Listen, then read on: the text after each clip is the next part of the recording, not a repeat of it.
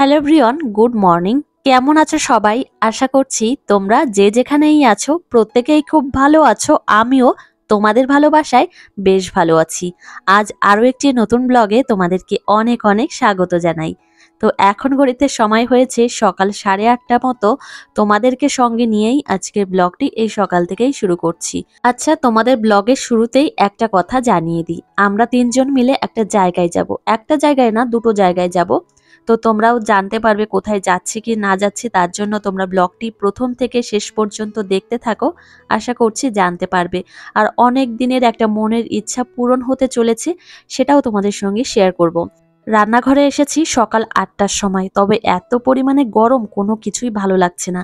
গরমের শুরুতেই যদি এত গরম হয় তাহলে বোঝো এখনো দিন বাকি আছে। তো হাঁসফাঁস অবস্থা হবে আমাদের। তো এদিকে রুটি বানিয়ে নিচ্ছি, আর প্রত্যেকদিন রুটি বানাতেই হয়, রুটির কোনো বিকল্প নেই। তো যাই হোক, রুটিগুলো দেখো একটা দুটো করে বানিয়ে নিচ্ছি। তবে মেয়েকে সকালবেলা কি খাওয়াবো সেটা আগের থেকেই ভেবে নিয়েছি। অনেক দিন ধরেই মেয়েকে কাউমিল্ক তেমনভাবে খাওয়াচ্ছিলাম না, একটু পেটের সমস্যা হয়েছিল, সেই জন্য খাওয়াচ্ছিলাম না। এখন থেকে কন্টিনিউ খাওয়ানো যাবে। তো এই যে দেখো, এখন রুটিগুলো বানিয়ে নিচ্ছি একটা দুটো করে। তবে রুটির সঙ্গে আজ খাওয়ার জন্য শাশুড়ি মা বলল অমলেট করতে। শুধুমাত্র তিনজনের জন্যই অমলেট করেছি, আর আমার জন্য ভাবছি একটু ভাতই করব। না হয় দেখি কি করা যায়। মানে আমার না এই সকালের দিকে কোনো কিছু তেমন একটা খেতে ইচ্ছা করে না, কেন জানি না। এই গরমকাল শুরু হয়েছে, এখন আর খেতে ইচ্ছা করবে না।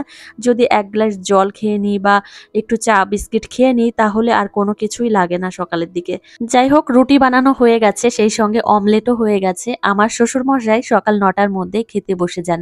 তোমাদের দাদা ভাইও প্রায় 9:30টার দিকে খেতে বসে যায়। তো ওই জন্যই আমি একটু আগে আগেই রান্নাটা কমপ্লিট করে নিই, আর একটু তাড়াও থাকে সকালের দিকে। আর মেয়ের জন্য এখনো রান্না করিনি, ভাবলাম বাবা সকালবেলায় কি বাজার করে নিয়ে এসেছে তোমাদের একটু দেখাই। তো প্রথমে দেখালাম সোয়াবিন এনেছে, তারপর ভেন্ডি দেখালাম, আর এদিকে উচ্ছে। আর এখন এই যে গরমকাল শুরু হয়েছে, তার মানে আমাদের বাড়িতে উচ্ছে, পটল, তারপর রয়েছে তোমার কাঁচকলা, এই সমস্ত সবজি থাকবেই। আর আমাদের বাড়িতে প্রত্যেকদিন একটা করে শাক থাকেই, তোমাদের তো আমি বলেই থাকি। আর এই যে দেখো, সকালবেলায় আমি মেয়ের জন্য ভাবছি ওটস রান্না করব। অনেক দিন মেয়েকে ওটস খাওয়ানো হয় না, তো কিছুদিন আগে মেয়েকে আমি একটু ওটসের খিচুড়ি রান্না করে দিয়েছিলাম। তবে এই যে সকালের দিকে মাম্মাম সোনাকে আমি একটু দুগ্ধ জাতীয় খাবারটা বেশি খাইয়ে থাকি, তো ওই জন্যই ওটসটা রান্না করছি। আর এদিকে দেখো কি মাছ নিয়ে এসেছে সেটা তোমাদেরকে দেখাই। এখানে রয়েছে মায়া মাছ, আর এই যে তেলাপিয়া নিয়ে এসেছে। তো চলো এগুলো এখন ঠিকঠাক করে রাখবো, তারপর হাতটা ভালো করে হ্যান্ড ওয়াশ দিয়ে ক্লিন করে তারপর আমি মেয়ের জন্য একটা আপেল গ্রেট করব। এদিকে একটা আপেল নিয়ে এসেছি, একটা না, একটা আপেলের অর্ধেকটা পরিমাণে, আর অর্ধেকটা রেখে দিয়েছি কেননা অনেকটা বড় ছিল আপেলটা। আমার শ্বশুর মশাই এখনো পর্যন্ত কাউ মিল্ক নিয়ে আসেনি, তো ভাবলাম কি যে জল দিয়ে আগে ওটসটা সেদ্ধ করে নিই আর আপেলটা আমি গ্রেট করে রাখি, তো কাজগুলো একটু গুছিয়ে রাখি। তো তারপর পরই বাবা কাউ মিল্ক নিয়ে এসেছে, আর এদিকে আমি কাউ মিল্ক এখন ভালো করে ফুটিয়ে নিচ্ছি। তো আগের থেকেই তো আমি ওটসটা সেদ্ধ করে নিয়েছিলাম, আর প্রথমে একটা ড্রেস পরেছিলাম, পরে আবার এটা পরে আসলাম। প্রচণ্ড গরম লাগছে, কি আর বলবো। এই গরম শুরু হয়েছে তো আর এক অবস্থা হবে। তো জানো তো, মানুষের কোনো কিছুতেই শান্তি নেই। এই গরম আসলেও সমস্যা, আবার শীত আসলে সমস্যা, আবার এই যে বর্ষা আসলে সমস্যা। শুধুমাত্র বসন্ত, হেমন্ত আর শরৎকালটাই সবার বেশিরভাগ ভালো লাগে। তো এই যে দেখো, এখন আমি এর মধ্যে মানে ওটসের মধ্যে অ্যাপেলটা দিয়ে দিচ্ছি। তো অনেকক্ষণ আগে গ্রেট করে রেখেছি জন্য একটু কালারটা অন্য টাইপের হয়ে গেছে। আর কাউ মিল্কটা ভালো করে ফুটিয়ে তারপর এর মধ্যে অ্যাড করে দেব। সকালের দিকে আমি বেশিরভাগ আমার মেয়েকে এই ওটসটা খাইয়ে থাকি। আর এমনিতে মাম্মাম সোনা ওটস খেতে প্রচুর পছন্দ করে।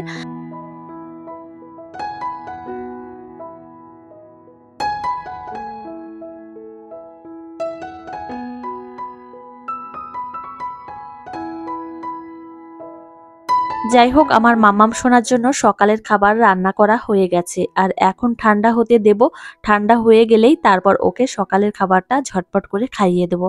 আর একটা জায়গায় যাব, একটা না দুটো জায়গায় যাব, তো একটু ব্যস্ততাও রয়েছে।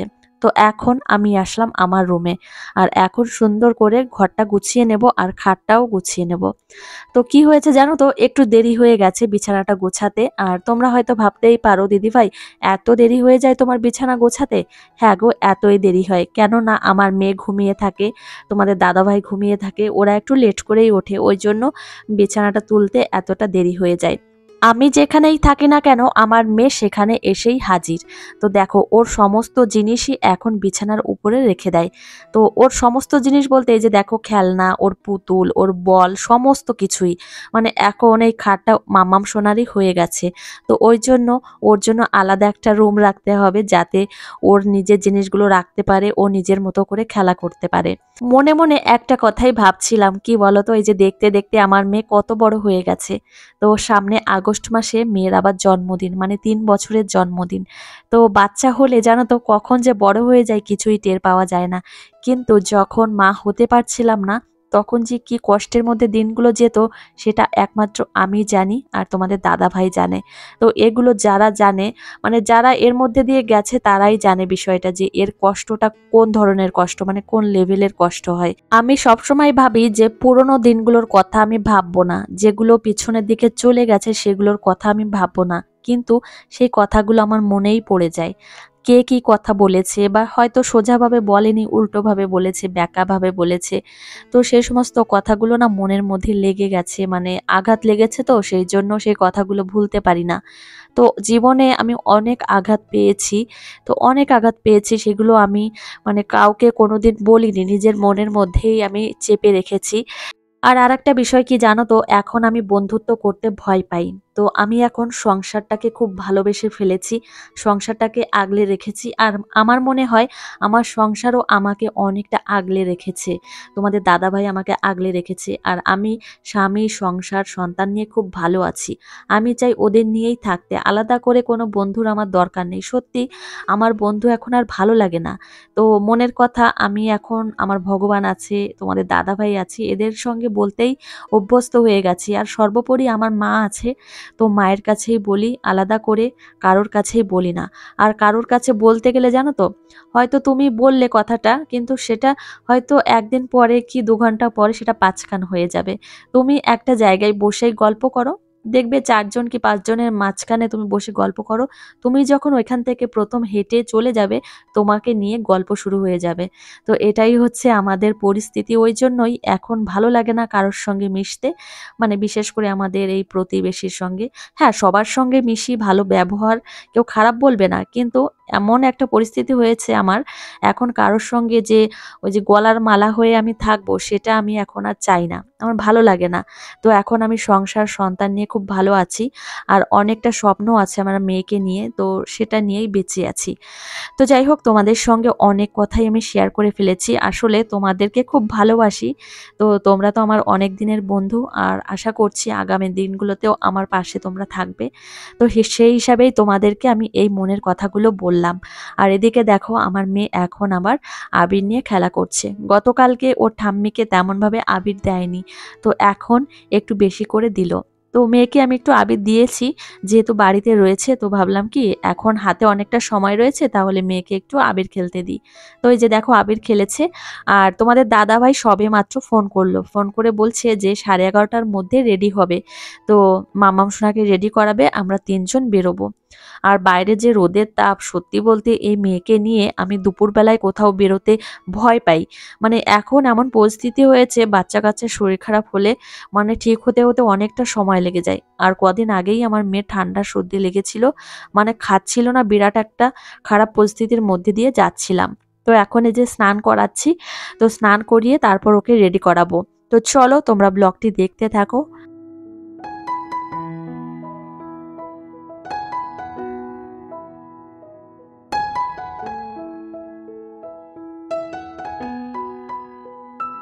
প্রথমে আমি রেডি হয়ে নিয়েছি, তারপর এখন আমার মেয়েকে রেডি করাচ্ছি। চুলগুলো বেঁধে দেব, প্রচণ্ড গরম। আর ভেবেছি মেয়ের চুলগুলো ন্যাড়া করে দেব, না হলে একদম ছোট করে দেব। তো সামনে প্রচুর গরম আসছে, তো এত চুল নিয়ে পারবেই না। আর প্রত্যেক বছর কি হয় জানো তো, এই চুলের নিচে দিয়ে মানে চুলের গোড়া দিয়ে ওর ঘামাচি উঠে যায়, মানে যখন বেশি গরম পড়ে। ওই জন্য ভেবেছি যে ন্যাড়া করে দেব, না হলে চুলগুলো একদম ছোট করে কেটে দেব। আমার চুলের দরকার নেই, আমার মেয়ে যদি কষ্ট পায় তাহলে আমারই কষ্ট লাগবে। আর মুখে তো এখন ক্রিম লাগাতেই দেয় না, এমন পরিস্থিতি হয়েছে, মানে জোর করে এক প্রকার ওর মুখে ক্রিম লাগাতে হয়। তো যাই হোক, এই যে দেখো মেয়েকে মোটামুটি রেডি করানো হয়ে গেছে, আর আমিও রেডি হয়ে গেছি। এখন এই যে তোমাদেরকে হাই করছি আর ফ্ল্যাং কিস দিচ্ছে আমার মাম্মাম সোনা। তো এখন তোমাদের দাদাভাইকে ফোন করব, ফোন করে বলবো যে বাড়িতে এসো আর আমাদের নিয়ে যাও। কদিন ধরে ভিডিও তেমন ভাবে দিয়ে উঠতে পারছি না। আসলে কি হয়েছে জানো তো, মানে সংসারে কাজকর্ম করছি, এডিট করতে বসছি, কিন্তু হয়ে উঠছে না। তো এদিকে হয়তো এডিট কমপ্লিট হচ্ছে না, তো এই করে করে হচ্ছে না। তো এমনিতে আমি প্রত্যেক দিনে ভিডিও করে রাখছি। তো যাই হোক, এই যে দেখো এখন আমরা বেরোবো, তোমাদের দাদাভাই চলে এসেছে। আর কোথায় যাচ্ছি জানো তো? আচ্ছা, কোথায় যাচ্ছি তোমরা বা জানবে কি করে? আমি বলে দিচ্ছি, আমার মেয়ের আধার কার্ড করতে যাব। এখনো পর্যন্ত করা হয়নি। তো বরমশাই বলল কি যে আজকে চলো, আমার একটু কাজের চাপ কম আছে, তাহলে এখন বেরিয়ে পড়ছি, তারপর আবার চলে আসবো, বেশিক্ষণ সময় লাগবে না। তো ওই জন্য ভাবলাম কি যে চলো তাহলে আজই বেরোই। আর আধার কার্ডটা করতে হবে পোস্ট অফিস থেকে। তো আমাদের নহাটা পোস্ট অফিসে হচ্ছে না, তো নহাটার যে শাখা রয়েছে সেখানে যাচ্ছি। তো এই যে দেখো একদম ফাঁকা মাঠ দিয়ে যাচ্ছি, তোমাদের সঙ্গে একটু শেয়ার করছি। তো বেশ ভালো লাগছে জানো তো, ঘরের মধ্যে থাকতে থাকতে একঘেয়েমি লাগে, তো এইভাবে একটু বেরিয়েছি, বেশ ভালোই লাগছে। আর এই যে গ্রামের রাস্তা দিয়ে যাচ্ছি, আর চলে এসেছি আমরা সেই শাখাতে। যাই হোক, এসে কোনো লাভ হয়নি, তো আমরা হয়তো বাড়িতেই আবার চলে যাব। তো 21 তারিখের পরে হয়তো আসতে হবে। তোমাদের দাদাভাই এদিকে শুনে নিচ্ছে যে কবে কি আসতে হবে। তো এই যে দেখো মাম্মাম সোনা এখানে বসে রয়েছে। তো আমাদের কোনো কাজকর্ম হয়নি জন্য এখন আমরা বাড়ির দিকে চলে যাচ্ছি। শুধুমাত্র আসা হয়েছে, যদি ফোন নাম্বারটা থাকতো তাহলে জেনে আমরা আসতে পারতাম। তো 21 তারিখের পরে হয়তো আসতে হবে। তো এই যে দেখো এখানে একটু দাঁড়িয়েছি আর তোমাদের স্কুলটা দেখাচ্ছি। এটা হচ্ছে রামশঙ্করপুরের স্কুল। তো অনেকটা এরিয়া জুড়ে স্কুলটা তোমাদের একটু দেখিয়ে দিলাম। আর এখন আমরা চলে এসেছি নহাটা বাজারের এই দোকানে। তো এখানে ফার্নিচারের দোকান, তো এখানে অনেক ধরনের জিনিস রয়েছে, তোমাদের চারিপাশটা এক ঝলক করে দেখিয়ে দিচ্ছি। আর তোমাদের দাদা ভাই আমাকে দেখাচ্ছিল যে কোন জিনিসটা নেবে, মানে কোন আলমারিটা নেবে। আর এখান থেকে একটা আলমারি নেব, আর মেয়ের জন্য নেব, কেননা মেয়ের রুমেই রাখবো, মেয়ের জামা কাপড় রাখার জন্য। তো এই যে দেখো তোমাদের আলমারিগুলো দেখাচ্ছি। তো এখান থেকে একটা পছন্দ করে নিয়ে যেতেই হবে, বরমশাইয়ের আবদার। তো এখান থেকে একটা পছন্দ করতে হবে। আর এই সোফাগুলো দেখছিলাম, তো বেশ ভালো লাগছিল। মেয়ের ঘরে একটা সোফাও রাখবো ভেবেছি।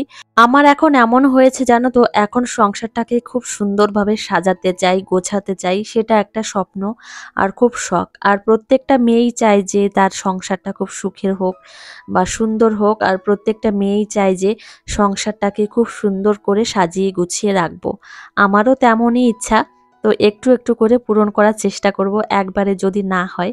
তো এই আলমারিগুলো আমি একটু খুলে দেখছিলাম। এটা হচ্ছে 3 পাল্লার আলমারি।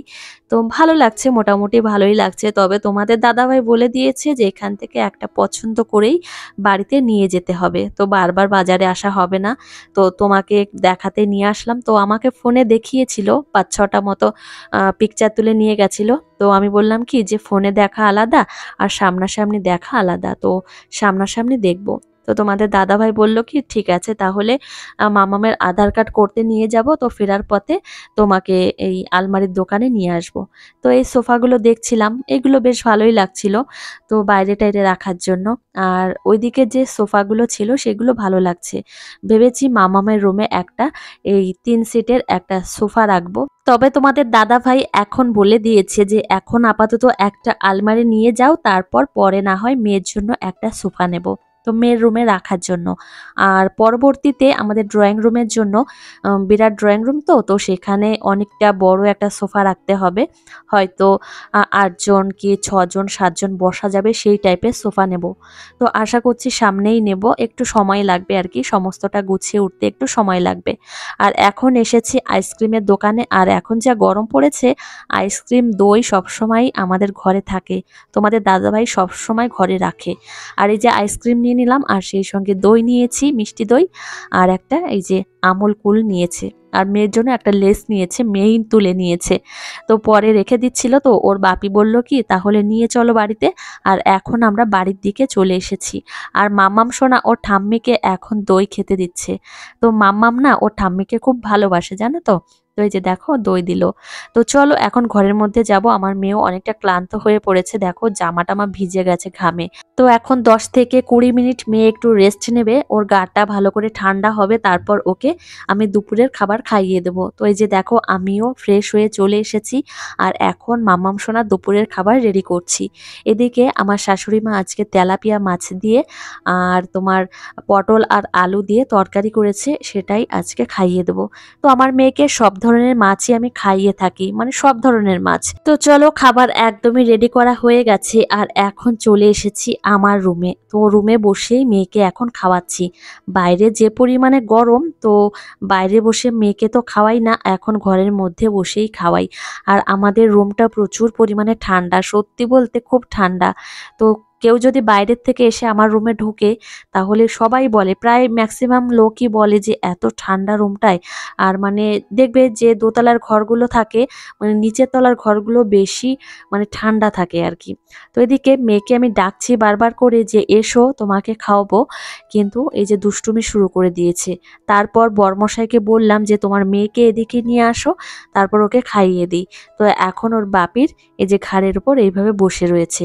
তো এটা ওর একটা অভ্যাস, তো প্রত্যেকদিন এইভাবে ঘাড়ের উপর বসে থাকে। তো ওর বাপিকে মাঝে মধ্যে আবার ঘোড়া বানায়, তো এরকমটাই করে। তো এই যে দেখো খাওয়াতে নিয়ে চলে এসেছি, আর খাওয়াতে নিয়ে আসলেই তো হাজারটা বায়না, খেতে চায় না। 3-4 বার 5 বার করে জল নেবে মুখে, তারপর হয়তো খাবার খাওয়া শুরু করবে। তো এটাই করে। তো তবে এখন মোটামুটি খাচ্ছে, তবে আগে কিছুদিন হয়েছিল খাবার একদমই খেতে চাইছিল না। তো এই যে দেখো মাম্মাম সোনাকে খাওয়ানো হয়ে গেছে, আর এখন তোমাদের দাদা ভাই আর আমার শ্বশুর মশাইকে খেতে বসিয়ে দিয়েছি। তো প্রথমে মেয়েকে খাইয়েছি, তারপরে এই তোমাদের দাদা ভাইকে আর আমার শ্বশুর মশাইকে খেতে বসিয়ে দিয়েছি। ওদের খাওয়া দাওয়া শেষ করেই আবার এই আলমারিটা দিতে এসেছে, তো এখানে রেখে দিয়েছে রুমে। তো কেমন হয়েছে অবশ্যই জানিও, আর ব্লগটা এখানেই শেষ করছি।